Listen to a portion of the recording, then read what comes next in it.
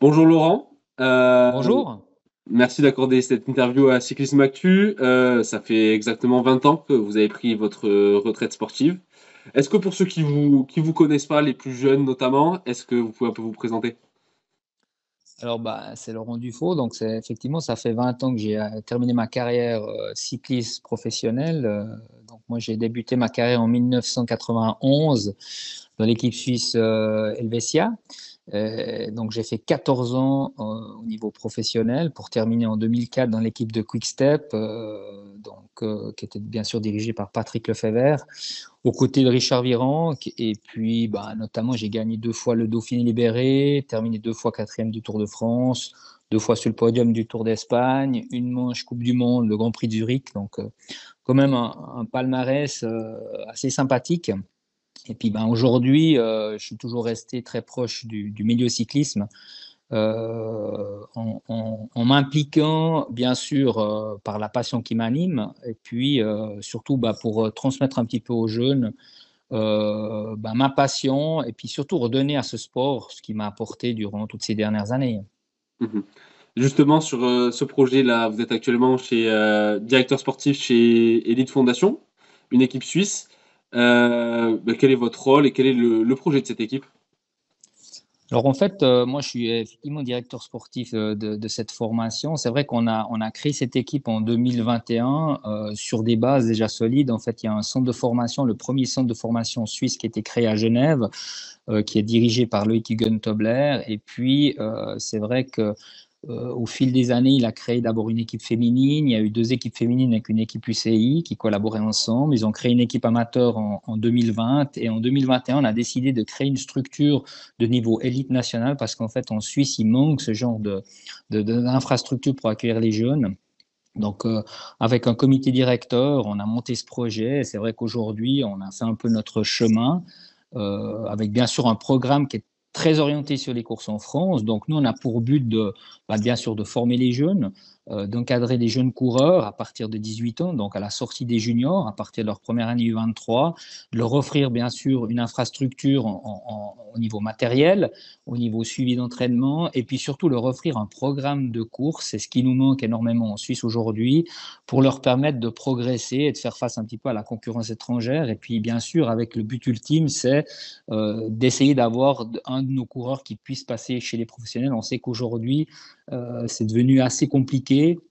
Le cyclisme a beaucoup évolué, a beaucoup changé. Et c'est vrai qu'on va chercher les jeunes, toujours plus jeunes, presque à partir des cadets, des juniors. Donc nous, on veut aussi donner une chance peut-être à des coureurs un tout petit peu plus âgés, qui doivent aussi faire leur apprentissage dans la vie de tous les jours, des études, et puis mener à bien un peu les deux choses. Mhm. Et pourquoi justement ce calendrier centré sur les courses françaises? Il manque un peu de courses de ce haut niveau-là en Suisse? Et effectivement, alors en plus de manquer de structure d'équipe comme la nôtre, il manque surtout un programme de compétition qui permet justement aux coureurs de progresser. Si on prend un peu sur l'ensemble du calendrier national suisse du mois de mars au mois de septembre, au niveau de course élite nationale, si on compare à une Annemasse Bellegarde retour, on a peut-être même à peine une dizaine de courses. Donc nous, c'est clair, notre programme prioritaire, le 80% de nos courses sont faites sur le territoire français. Aussi au niveau logistique, on a aussi un gros programme au niveau calendrier belge, également italien. Et l'idée, c'est de pouvoir vraiment offrir à nos coureurs la possibilité d'aller affronter une belle concurrence sur des courses quand même bien relevées. Parce que c'est vrai qu'en France, on a le Tour du Beaujolais, on a le Tour de Saône-et-Loire, le Tour du Nivernais, etc. Donc énormément de belles courses qui nous a aussi souri ces dernières saisons. Et puis c'est vrai qu'aujourd'hui, on s'est fait un petit peu un nom aussi dans le cyclisme français, parce qu'on a un petit peu l'équivalent d'une belle DN1 de division nationale française au niveau structure. Et puis, le but, c'est d'aller pouvoir concurrencer ces équipes-là et puis jouer des victoires également. Mhm. Et est-ce que à court ou long terme, il y a un projet de montée de division et d'aller pourquoi pas toucher la continentale UCI ou c'est pas un projet? Alors, c'était en discussion. C'est vrai que bon, on a démarré aussi avec des budgets, je dirais, aux alentours de 150 000 francs la première année en 2021. Ensuite, on est monté un peu plus de 200 000, 250 000 euros. Et au fil des années, on a progressé avec ce budget-là. Et on arrive maintenant dans des budgets qui pourraient nous permettre clairement de monter au niveau continental, parce qu'on peut dire qu'on est structuré comme une continentale. On n'est pas rattaché à une World Tour, à une Pro Team au niveau développement. Et puis c'est vrai que c'était toujours la question de savoir est-ce que ça vaut la peine de monter sur la troisième division UCI.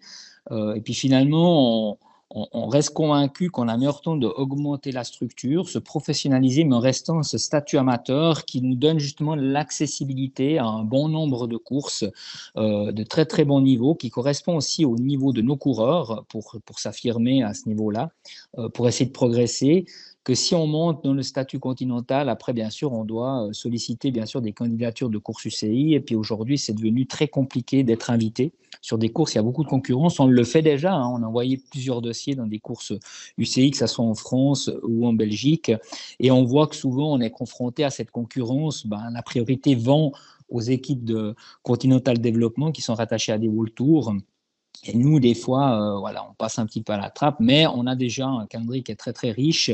Donc, on va continuer sur cette optique-là et peut-être plutôt viser dans les années à venir, pourquoi pas, clairement monter plutôt en deuxième division, donc de créer une vraie pro team dans les années à venir, mais c'est encore de la musique d'avenir, on peut dire. Mhm. Justement, en France, on sait qu'il y a un problème avec les DNE1. Il y a eu une confrontation entre la LNC, la FFC. Est-ce que justement en Suisse, vous avez aussi ce problème-là, où il y a eu des problèmes politiques qui entourent tout ça, ou vous êtes un peu justement loin de tout ce schmilblick? Non, on peut dire on est loin de tout ça. Je dirais en Suisse, comme je l'ai dit tout à l'heure, on manque clairement de structure de niveau national. On a bien sûr la toute belle équipe Tudor hein, qui est en train de monter dans la hiérarchie, qui gentiment va arriver au niveau World Tour avec une magnifique pro team. Ils sont déjà structurés quasiment comme une World Tour avec un effectif magnifique et ils ont une équipe réserve. Seulement qu'en Suisse, pour pouvoir atteindre l'objectif de rejoindre une formation comme ça, chaque année, il y a un, voire deux athlètes grand maximum, et la plupart se dirigent ben, vers une structure comme la nôtre. Après, il y a d'autres plus petites équipes élites en Suisse, mais qui se limitent peut-être à 5-6 teams, pas plus. Donc, c'est là qu'on voit que les coureurs suisses doivent, eux, au travers ben, de l'équipe nationale, en participant bien sûr à des épreuves du calendrier Coupe des Nations, etc., ben ensuite de pouvoir rejoindre peut-être des structures à l'étranger parce qu'ils n'ont pas trop le choix s'ils veulent se donner les moyens de progresser. Donc nous, aujourd'hui, on ne peut pas dire qu'on a un gros problème comme il se passe au niveau en France. On sait que vous avez énormément de jeunes coureurs, notamment dans votre équipe, qui a grande majorité suisse, hein. Euh, Si vous aviez un ou deux noms là, à nous donner qui vous pensez que dans 3 4 ans pourraient évoluer bah, dans l'équipe A de chez Tudor ou tout simplement en World Tour, ça serait lesquels? Bon, alors on a plusieurs coureurs. Il faut dire qu'en 2025, on a déjà une vingtaine de coureurs en 2024. Là, on repart sur un effectif de 19 coureurs, ce qui est quand même pas mal. Il faut les gérer. Hein. L'équipe, on est quasiment une quarantaine de personnes, hein, avec le directeur, le comité directeur, les directeurs sportifs et tout le staff qui entoure. Donc, on voit qu'on commence à venir une belle structure. Et sur ces 19 coureurs, on a un réparti entre 10 coureurs de moins de 23 ans et 9 coureurs élites. Parce que pour nous, c'est important de trouver un bel équilibre avec, d'un côté, des coureurs qui ont une maturité, qui peuvent aussi amener une certaine expérience. On a notamment un coureur comme Antoine Lévy qui était à Charlevoix-Chavagno, qui a eu l'occasion de faire le Tour de Romandie avec l'équipe nationale cette année, qui a fait 10e du prologue, qui peut avoir ce rôle de vrai capitaine de route pour entourer ben, les jeunes coureurs, parce que chaque année, nous, notre but, c'est vraiment d'amener toujours entre 3 et 4 juniors en fait, qui rentrent dans leur première année U23. Et là, on a une colonne vertébrale avec plusieurs jeunes coureurs. On a un jeune Matteo Constant qui vient du centre de formation de Genève, qui a bien sûr toutes les caractéristiques. Il a 21 ans. Ça peut être un coureur qui peut, dans les années à venir, ambitionner de rejoindre des rangs de l'équipe Tudor. On a aussi un Arthur Guillet, très jeune coureur, qui s'est déjà révélé cette année sur plusieurs courses. Après, d'autres noms comme Alexandre Bingeli, qui a été donc 2 années dans le team U19 AG2R, hein, au niveau de la réserve à Chambéry. Donc on a quand même des bons petits noms, et Melvin Schmidt aussi, qui fait partie un petit peu de ce pool de coureurs qui ont connu l'aventure depuis le début chez Elite Fondation et qui a bénéficié aussi un petit peu de notre infrastructure pour progresser. Et puis, notre rôle, comme je l'ai dit tout à l'heure, c'est d'essayer d'amener un ou l'autre de ces coureurs vers les professionnels, comme on l'a eu l'année dernière avec Valentin Darbelay, qui était un coureur qui évoluait sur nos couleurs, qui est passé chez Coratec Vini Fontini en 2024. Donc, c'est aussi une satisfaction qu'autant de nos coureurs peut passer chez les pros. Pour revenir sur un sujet un peu plus général et le cyclisme actuel, tout simplement, 20 ans après vous ayez pris votre retraite, quel changement? Alors, on se doute qu'il y en a eu beaucoup, mais quels sont les changements majeurs que vous avez remarqués? Alors, les changements majeurs, c'est déjà l'évolution à tout point de vue, au niveau des technologies, au niveau du matériel, au niveau de la manière d'aborder les saisons, les camps d'entraînement. Je crois il y en a beaucoup de choses qui ont évolué. Je crois qu'heureusement que le cyclisme évolue avec son temps, comme dans d'autres sports. Après, c'est vrai qu'il y a beaucoup de sujets. Aujourd'hui, on voit que on va toujours chercher plus tôt les coureurs, beaucoup plus vite. On a des recruteurs. Moi, je suis aussi un peu en contact avec certaines personnes dans le milieu qui m'ont aussi un petit peu sollicité. Si au cas où je voyais un coureur qui sortait du lot très jeune, il fallait peut-être le signaler. Donc, on voit qu'on va maintenant détecter les jeunes beaucoup plus tôt parce que tout s'est aussi professionnalisé beaucoup plus vite auprès des jeunes au niveau des techniques d'entraînement, au niveau des différentes préparations. Le matériel a beaucoup évolué et tout ça fait que tout progresse plus vite en fait. Donc le niveau chez les jeunes est beaucoup plus élevé qu'il y a quelques années, mais il y a aussi bien sûr un danger parce qu'il faut garder quand même toujours la notion du plaisir. C'est aussi un petit peu nous, notre philosophie, est-ce qu'on veut faire comprendre à nos coureurs. Il y a bien sûr, on ne doit pas négliger la vie professionnelle, donc il faut quand même avoir une formation parallèle de notre passion, qui est bien sûr la passion de ces jeunes, qui est le vélo, et puis de laisser un peu le temps au temps, parce que finalement, de vouloir commencer trop vite, alors peut-être on va taper sur une masse de coureurs, mais il y aura aussi beaucoup plus de déchets ou des carrières seront aussi un peu plus courtes. Mais effectivement, aujourd'hui, c'est un petit peu cette nouvelle règle, comme on dit. Donc, des fois, on voit chez nos coureurs, dès qu'ils arrivent à 22-23 ans, ils sont presque déjà, pour certains, démotivés parce qu'ils voient à quelle vitesse maintenant ça se passe, que finalement, les coureurs qui ont 18-19 ans, ils sont quasiment déjà professionnels pour les meilleurs. On le voit dans plein de pays. Et peut-être en Suisse, c'est encore pas le cas. On a un jeune coureur qui vient de signer là, dans l'équipe Visma U19, Antoine Salamin. Ça, c'est peut-être un jeune qu'on va entendre parler dans les années à venir. C'est peut-être le nouveau Marc Hirschi. Mais voilà, c'est un jeune qui sort des cadets, qui a tout gagné en cadet. Et c'est un bel exemple. Il vient de signer dans une structure qui va lui permettre déjà avoir un fil rouge. Et si tout va bien, il y a le World Tour qui lui tend les bras. Donc aujourd'hui, on voit que ça va toujours. On va chercher les jeunes toujours plus vite. Mhm. Justement, pour continuer sur le cyclisme suisse, vous étiez un peu la tête d'affiche de ce cyclisme suisse dans les années 90, début des années 2000. Ensuite, on a eu bien sûr le grand Fabien Cancellara. Maintenant, on a d'autres coureurs, des Hirschi, des Kung, des Schmidt, des Bissegger. Comment vous estimez justement cette nouvelle génération de cyclistes pardon, suisses? Moi, je pense qu'on a un cyclisme suisse très riche en qualité. C'est vrai que malgré peut-être le manque d'équipes, le manque de courses, comme je l'ai dit tout à l'heure, on a la chance aussi d'avoir une équipe nationale qui fait un programme et qui fait aussi un travail pour développer les jeunes coureurs avec toutes les courses du calendrier U23, déjà U19, avec les Coupes des Nations et autres. Et puis, on voit que ces dernières années, les tout bons coureurs, bah, comme Hirschi, comme Bissegger, comme Mauro Schmidt, il y a aussi Robin Froidevaux, Yanis Voisard, c'est tous des coureurs un peu plus ou moins de la même génération. C'est des coureurs qui sont très orientés aussi sur des courses d'un jour, hein, qui performent sur des courses d'un jour. Peut-être il nous manque le coureur plus de courses par étapes. On l'avait malheureusement, le regretté Gino Meder qui nous a quittés il y a 2 ans. Malheureusement, ouais, il y a un peu plus d'une année, c'était peut-être le coureur qui avait les plus grandes caractéristiques pour pouvoir aller gagner un Tour de Romandie, un Tour de Suisse et même jouer les premiers rôles sur des courses de 3 semaines. Et là, aujourd'hui, c'est vrai qu'il nous manque peut-être ce coureur. Souvent, moi, c'est des questions qu'on me pose. Pourquoi on n'a pas un coureur suisse qui peut un petit peu frapper les premiers rôles? Mais il ne faut pas oublier que la plupart de ces bons, très bons coureurs suisses sont aussi dans des grosses formations où souvent ils sont à leur merci de leur leader. Aujourd'hui, il y a la hiérarchie qui a été posée.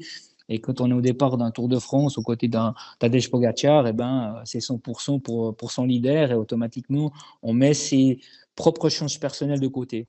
Mhm. Mais je trouve qu'on a quand même voilà, un cyclisme qui doit encore évoluer. Je pense que Tudor fait un excellent travail de formation et on voit que chaque année, il monte d'un étage. Et il faut espérer que dans les années à venir, on ait encore des coureurs qui vont se révéler. On voit le jeune Jan Christen, hein, aussi très très jeune, qui fait déjà des grandes choses, qui va gagner des courses au plus haut niveau. Mhm. Oui, pour démographiquement un assez petit pays, il y a quand même deux équipes aussi avec Q36.5 qui Oui, sont en pro team. Il y a énormément de top coureurs, on les a cités, Kristen, Hirschi, Kung et compagnie. tout à fait. Tout à fait. Non, c'est vrai qu'il y a, des fois, on a tendance à un peu l'oublier que Q36.sec, c'est une équipe suisse, même qu'ils n'ont pas beaucoup de coureurs suisses. Ils viennent de faire un grand coup avec un recruteur Thomas Pincock. Donc là, ça va aussi leur permettre de passer un cran au niveau de la notoriété et puis eh bien, l'ambition, certainement aussi de vouloir essayer d'atteindre le World Tour. Donc je pense pour le cyclisme suisse, c'est une bonne chose, mais il faut aussi peut-être donner un peu plus confiance aux coureurs suisses. Pour évoquer un sujet d'actualité, justement, bah, qui a fait la une un peu partout ces derniers jours, Patrick Lefebvre qui quitte le monde, enfin, qui quitte entre guillemets, puisqu'il sera un peu toujours quand même dans l'équipe Soudal Oui. Quick-Step, mais qui quitte son poste de PDG. Vous qui avez couru sous ses ordres en 2004, qu'est-ce que ça vous évoque? Bah, je crois que Patrick, c'est un très très grand personnage du cyclisme mondial. C'était mon patron en 2004. C'est quelqu'un qu'on respecte, c'est quelqu'un qui a du charisme, qui a beaucoup fait pour le vélo, qui a su mener tambour battant bah, toutes les équipes à laquelle il a dirigé, avec voilà une très bonne philosophie, quelqu'un qui voilà qui savait taper du poing sur la table quand ça va pas. Et on a vu un palmarès incroyable durant toutes ces années. Et je crois que c'est un petit peu normal qu'à un moment donné, on veut prendre un peu du recul, profiter aussi de la vie. Mais je pense que c'est quelqu'un qui va garder toute cette passion qui l'a toujours animé pour être proche de son équipe, parce que ça reste quand même son bébé. Et en tout cas, je lui souhaite tout de bon pour la suite. Et ça me ferait plaisir peut-être une fois de le revoir, parce que c'est vrai que j'étais un peu perdu de vue, même si je suis un peu en contact avec certains du team. Donc voilà. Mhm. Vous en gardez justement un bon souvenir de Patrick Oui, Lefebvre? oui. Oui, un excellent souvenir. Je crois que c'est quelqu'un qui était toujours très proche des coureurs. Et comme je l'ai dit, beaucoup de charisme. Et puis quelqu'un qui savait se faire entendre quand ça n'allait pas. Pour aussi un coureur, bien sûr, qui fait toujours l'actualité, notamment cette année, mais bon, même s'il était, ça fait des années qu'il est dominant, on va dire ça comme ça, c'est Tadej Pogacar. Oui. Ça faisait très très longtemps qu'on n'avait pas vu un coureur justement mais dominer la saison de mars à octobre comme ça. Qu'est-ce que ça vous évoque? Parce que même vous, à votre époque, bien sûr, il y a eu des grands champions. Bon, malgré un peu des astérisques souvent sur leur palmarès, mais des Armstrong, ou plus tard, on a eu des Froome, des Contador, des Sagan, mais on n'a pas connu de coureurs aussi dominants depuis des dizaines d'années. C'est vrai que bah, Tadej Pogacar, il est magnifique à voir. C'est vrai qu'il donne beaucoup de fraîcheur. Mais c'est vrai que sur 2024, il était ultra dominateur du début de saison, dès le Tour de UAE Tour. Donc, il était là pour se préparer. Ensuite, il a gagné l'Estrade Bianche, il a gagné Liège-Bastogne-Liège. Ensuite, pour aller se préparer au Tour d'Italie, donc en enchaînant le Giro et le Tour de France, et puis surtout, ben voilà, d'aller encore sur le championnat du monde. Donc c'est vraiment une saison presque plus grande que Merckx, quoi. On le dit, on le compare beaucoup à Merckx. Après, ben, c'est quelqu'un qui a toujours performé hein, depuis les jeunes catégories. Alors, c'est vrai que ça enlève des fois un petit peu de suspense quand on est un peu ultra dominateur. Mais après, voilà, je pense que c'est un gagneur. Il a aussi ben, la plus grosse formation autour de lui. Hein. Il ne faut pas oublier que UAE, c'est un énorme budget. Ça fait partie des gros mastodons du peloton. Et surtout, ben, quand on voit un peu ses coéquipiers, c'est sûr que ils ont quasiment les meilleurs coureurs du monde. Tout le monde peut être plus ou moins leader à titre individuel. Donc, ça fait aussi énormément l'équipe qui entoure le coureur et toutes les technologies qui peuvent aussi profiter. C'est pour ça qu'on voit que l'UCI sont en train de se poser la question s'il faudrait pas peut-être limiter les budgets des équipes dans le futur pour une question d'équité. Mais voilà, ça n'enlève pas la beauté et tout ce qu'il a pu apporter cette année au vélo. Et maintenant, on verra un petit peu sur 2025 si il va pouvoir être toujours à ce niveau-là. On a eu Thomas Vauclair il y a quelques jours qui nous a dit ce que fait Tadej Pogacar, c'est magnifique, mais c'est ennuyeux. Est-ce que vous êtes un peu du coup sur la même longueur d'onde? Bah, c'est vrai, comme je le disais, c'est qu'au bout d'un moment, quand tu vois qu'il part à 80 ou 100 km de l'arrivée, et puis que finalement, il n'y a personne qui peut vraiment réagir. Au bout d'un moment, c'est vrai que pour le grand public, ça devient un petit peu ennuyeux. Moi, j'ai déjà entendu des commentaires dans mon entourage dire ouais, bon, je suis moins parce que on sait qui c'est qui va gagner, quoi. Donc, il faut espérer qu'en 2025, il y aura un petit peu plus de concurrence sur les grands rendez-vous. Mhm. Justement, cette année 2025, qu'est-ce que vous en attendez? Que quelqu'un vienne perturber l'hégémonie Pogacar, sur le Tour de France, peut-être un Vingegaard à 100%. Voilà. Bah, Quel est un peu c'est ce votre qui avis? nous a manqué. C'est ce qui nous a manqué un petit peu cette année. Je pense que Vingegaard, étonnamment, était déjà un sacré haut niveau par rapport à ce qu'il a eu, sa grave chute autour du Pays Basque. Par rapport à ben, sa convalescence, le peu de temps qu'il a eu pour se préparer, il était quand même là. On voit que c'est quand même un coureur aussi du Tour de France et je pense qu'il sera là, encore une fois là en 2025 pour essayer de prendre sa revanche et puis en tout cas d'essayer d'avoir un magnifique duel. Après, on voit que Remco a énormément évolué aussi, Venepool, sur les courses de 3 semaines après sa victoire au Tour d'Espagne. Enfin, un magnifique Tour de France en 2024 et je pense qu'il va revenir aussi avec des idées derrière la tête pour, il faut l'espérer pour la beauté du spectacle et le suspense, d'avoir un peu plus de concurrence et un meilleur équilibre pour amener encore quelque chose, une valeur ajoutée, si on pourrait dire. Eh bien, merci beaucoup, Laurent, pour cette interview Ouais. accordée à Cyclisme Actu. Merci à Euh, vous. ben, on vous souhaite justement tout le meilleur, notamment avec votre équipe en 2025. Mais voilà, merci. Merci et bonne fête de fin d'année. Merci, au Merci revoir. beaucoup.